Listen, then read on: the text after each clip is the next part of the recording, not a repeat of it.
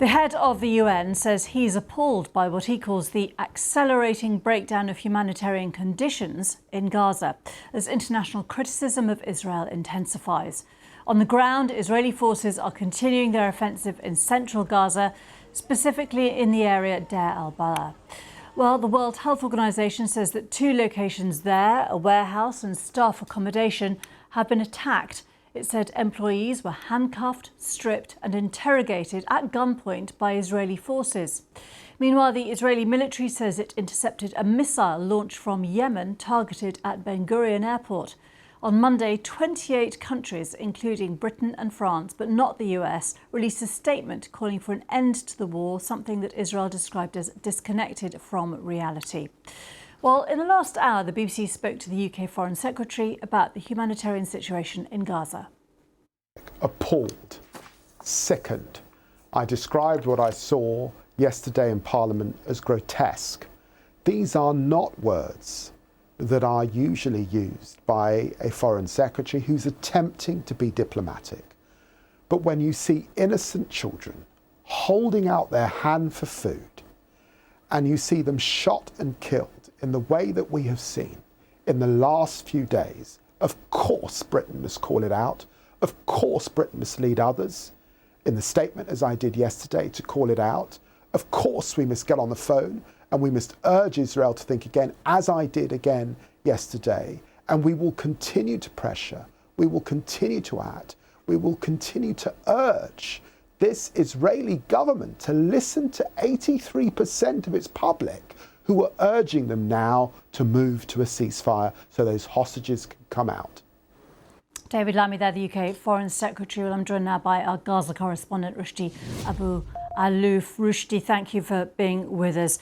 What is the latest reliable information that we have about the situation on the ground, on how people are facing with this lack of food, how people are faring? Well, the situation remained very tense in the ground, especially in the middle in Deir al-Balah area. You know, Deir al-Balah was the last remaining standing area in Gaza that has been subject to a very tough Israeli operation started about 48 hours ago with a general warning to several blocks in the city, which is sheltering hundreds of thousands of people who fled since the fighting renewed back in March from Rafah and Khan Yunis. Now those people have to evacuate again. We have seen thousands of people moving to Al-Mawasi area and also to other smaller camps near the Deir al-Balah. The fighting in Deir al-Balah is still there. People talking about big explosions in the area. What is significant about Deir al-Balah is that most of the international organizations, including the WHO, they moved their operation to this area because it was relatively safe. Maybe it was the safest place in Gaza. I mean, since the Hamas attack in October the 7th. But in general, the situation across Gaza Strip is catastrophic when we talk about a humanitarian situation. Most of the people are suffering from starvation in northern Gaza. The Hamas-run health ministry just said that 2 children died in 2 different hospitals because of the lack of food in Gaza City and one in Khan Yunis, bringing the number of people died from hunger to 22 people.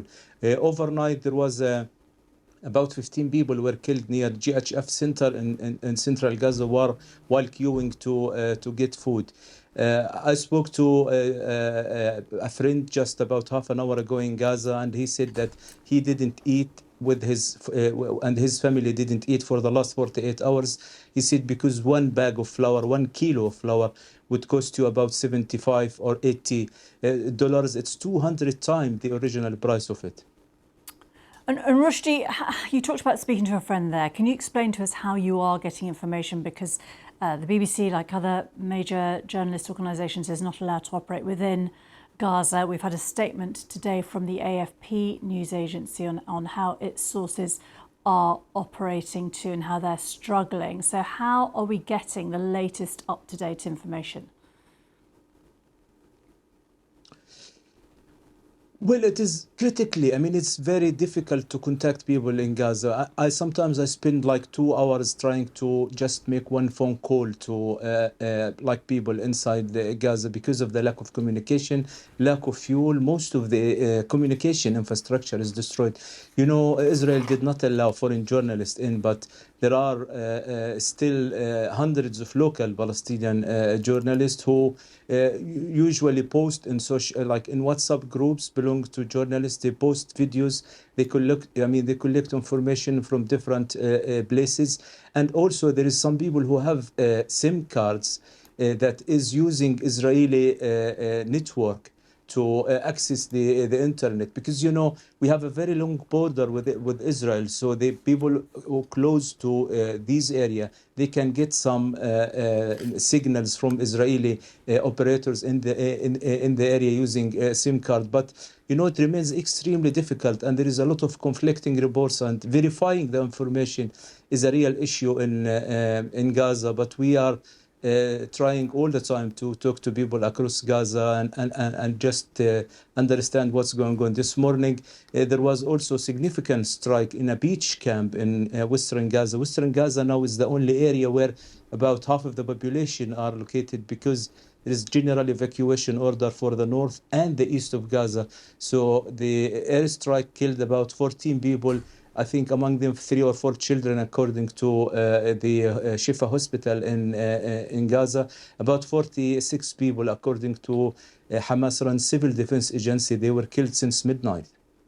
OK, we will leave it there. Rushdi Abu-Aluf, thank you very much for that update. Well, I'm joined now by Juliet Tuma, Communications Director at the UN Refugee Agency, UNRWA. Thank you for being with us. We are seeing increasing concern about the situation on the ground and concerns about starvation. We saw that very strongly worded letter from a number of countries released yesterday.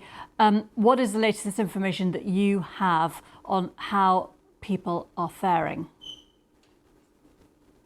Thanks for having me. I'm absolutely desperate. Gaza is a hell on earth. Our own staff at UNRWA are fainting while on duty due to hunger and exhaustion.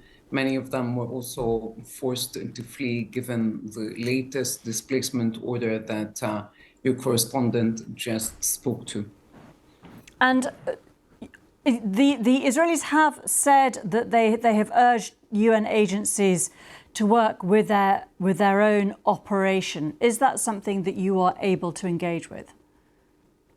No, because the system that's been put in place, that's supported by both the governments of Israel and the United States, is against the humanitarian principle and is totally unnecessary. In fact, it's taking more lives than saving lives. And we have a system in place. It's managed by the United Nations and has been supported per the statement that you mentioned by 25 foreign ministers. The system has been working. During the ceasefire earlier this year, we've been bringing in 500 to 600 trucks a day.